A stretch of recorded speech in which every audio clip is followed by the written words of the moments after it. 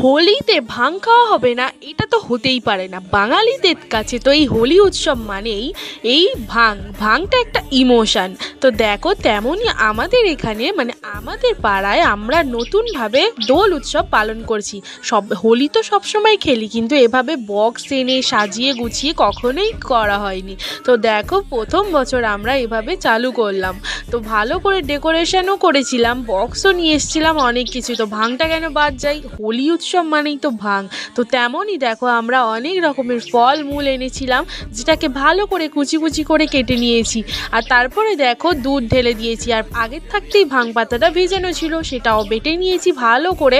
আর সেই ভাং পাতা বেটে নেওয়ার পর দেখো মিহি করে হয়ে গেছে। এবার সব কিছু রেডি করার পর আমরা না একে একে সব কিছু দিয়ে দিয়েছিলাম। আর বাদামটাও কিন্তু বাদ যায়নি, কাঁচা বাদাম বাটাও দিয়েছিলাম। আর দেখো আমাদের হোলি স্পেশাল ভাং কিন্তু রেডি। আজ এইটুকু।